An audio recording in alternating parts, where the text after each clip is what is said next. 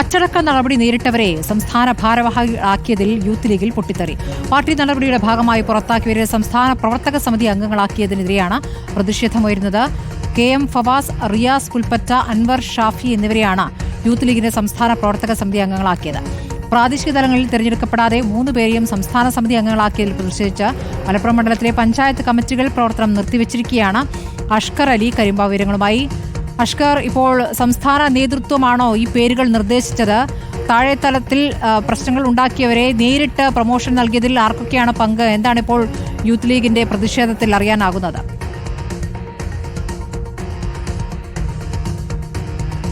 സ്മൃതി, MSFുമായി ബന്ധപ്പെട്ടുകൊണ്ടും ഹരിത വിവാദവുമായി ബന്ധപ്പെട്ടുകൊണ്ടും അതുപോലെ തന്നെ പാർട്ടി നേതാക്കൾക്കെതിരെയൊക്കെ വലിയ തോതിൽ വിമർശനം ഉന്നയിക്കുകയും ഒക്കെ ചെയ്ത സാഹചര്യത്തിൽ അന്ന് പ്രവർത്തിച്ചിരുന്ന യൂത്ത് ലീഗിൻ്റെ MSFിൻ്റെയും ഭാരവാഹികൾക്കെതിരെ മുസ്ലിം ലീഗ് നേതൃത്വം തന്നെ ഇടപെട്ട് നടപടിയെടുത്തിരുന്നു. അതിൽ പുറത്താക്കപ്പെട്ട ആളുകൾ അല്ലെങ്കിൽ പാർട്ടിയിൽ നിന്നും പൂർണ്ണമായി മാറ്റി നിർത്തപ്പെട്ട ആളുകളാണ് ഇപ്പോൾ വീണ്ടും പാർട്ടിയിലേക്ക് തിരിച്ചെടുത്തിരുന്നത്. പാർട്ടിയിലേക്ക് തിരിച്ചെടുക്കുന്നത് മാത്രമല്ല, ഇപ്പോൾ അവരെ യൂത്ത് ലീഗിൻ്റെ സംസ്ഥാന പ്രവർത്തക സമിതി അംഗങ്ങളായിട്ടാണ് ഈ 3 പേരെയും ഇപ്പോൾ സംസ്ഥാന നേതൃത്വം നോമിനേറ്റ് ചെയ്തിരിക്കുന്നത്. അതിൽ ഒന്ന് റിയാസ് പുൽപ്പറ്റ എന്ന് പറയുന്ന ആളെ ആദ്യഘട്ടത്തിൽ യൂത്ത് ലീഗിൻ്റെ ജില്ലാ സെക്രട്ടറി ആയിട്ടാണ് തെരഞ്ഞെടുത്തത്. പക്ഷേ മലപ്പുറം മണ്ഡലം കമ്മിറ്റി ആ ഒറ്റ വിഷയത്തിൽ വലിയ പ്രതിഷേധമെടുക്കുകയും രാജി പ്രഖ്യാപിക്കുകയും ചെയ്തു. അതിനോടൊപ്പം തന്നെ യൂത്ത് ലീഗിൻ്റെ മലപ്പുറം ജില്ലാ കമ്മിറ്റി യോഗത്തിലടക്കം വലിയ വിമർശനം ഉയരുകയും ചെയ്തു. ജില്ലാ സെക്രട്ടറിയെ പരിഗണിക്കാൻ കഴിയില്ല എന്നുള്ള നിലപാടിലേക്ക് ജില്ലാ കമ്മിറ്റി എടുത്തതോടെ ആ തീരുമാനം മാറ്റി ഇന്നലെ വീണ്ടും ഒരു പുതിയ ഉത്തരവ് ഇറക്കിയിരിക്കുന്നു. അത് സംസ്ഥാന പ്രവർത്തക സമിതി അംഗമായി റിയാസ് പുൽപ്പറ്റയെ തെരഞ്ഞെടുത്തിരിക്കുന്നു എന്നുള്ളതാണ്. സമാനമായ രീതിയിൽ തന്നെ ഇത്തരത്തിൽ വലിയ വിവാദമുണ്ടായി പുറത്തു പോയും പിന്നീട് ഒരു ഘട്ടത്തിൽ പൊന്നാനി തെരഞ്ഞെടുപ്പ് സാഹചര്യത്തിൽ അവിടുത്തെ LDF സ്ഥാനാർത്ഥിയായിരുന്ന K സംസയ്ക്കൊപ്പം പ്രവർത്തിക്കുകയൊക്കെ ചെയ്തിരുന്ന KM ഫവാസിനെയാണ് മുമ്പ് ഒരു ധാരണയുടെ അടിസ്ഥാനത്തിൽ പാർട്ടിയിലേക്ക് തിരിച്ചെടുത്തിരുന്നത്. ആ KM ഫവാസിനെ ഇപ്പോൾ യൂത്ത് ലീഗിൻ്റെ സംസ്ഥാന പ്രവർത്തക സമിതി അംഗമായി തെരഞ്ഞെടുത്തിട്ടുണ്ട്.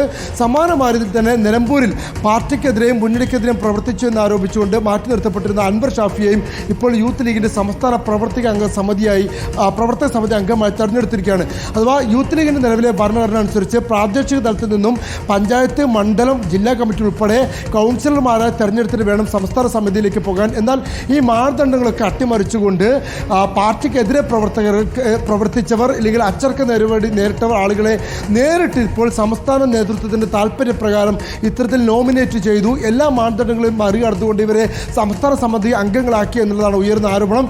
ഇതിനെതിരെ വ്യാപകമായ പ്രതിഷേധമാണ് ഇപ്പോൾ യൂത്ത് ലീഗിൻ്റെ ജില്ലാ കമ്മിറ്റി യോഗങ്ങളിലാണെങ്കിലും അവരുടെ സൈബർ ഇടങ്ങളിലാണെങ്കിലും വലിയ തോതിൽ വിമർശനമാണ് ഈ ഘട്ടത്തിൽ ഉയരുന്നത്. എന്നാൽ യൂത്ത് ലീഗ് നേതൃത്വം അനൗദ്യോഗികമായി പങ്കുവെക്കുന്ന വിവരം ഇത് മുസ്ലിം ലീഗിൻ്റെ തന്നെ നേതാക്കൾ ഇടപെട്ട് അവരുടെ നിർദ്ദേശപ്രകാരം എടുത്ത ഒരു നടപടി മാത്രമാണ്. ആ നിർദ്ദേശത്തിനനുസരിച്ച് യൂത്ത് ലീഗ് സംസ്ഥാന നേതൃത്വം പ്രവർത്തിച്ചു എന്നുള്ളൊരു വിശദീകരണമാണ് യൂത്ത് ലീഗിൻ്റെ സംസ്ഥാന നേതൃത്വം അനൗദ്യോഗികമായി പങ്കുവെക്കുന്നത്.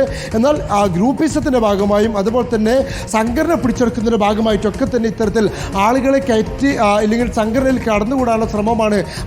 അത്തരമൊരു സാഹചര്യമാണ് ഇപ്പോൾ സംസ്ഥാന നേതൃത്വം ഉണ്ടാക്കിയിരിക്കുന്ന ആരോപണമാണ് ഈ സാമൂഹ്യ മാധ്യമങ്ങളിലും അതുപോലെ തന്നെ പാർട്ടി ഗ്രൂപ്പുകളിലും ഒക്കെ തന്നെ ഉയർത്തുന്ന ആരോപണം. ശരി, പ്രതിഷേധം സാമൂഹ്യ മാധ്യമങ്ങളിലൂടെ ഉയരുകയാണ്. യൂത്ത് ലീഗിനകത്തുള്ള പൊട്ടിത്തെറിയുടെ വിവരങ്ങളാണ് ഇപ്പോൾ പുറത്തേക്ക് വരുന്നത്. അഷ്കർ അലി കരിമ്പയാണ് വിശദാംശങ്ങൾ നൽകിയത്.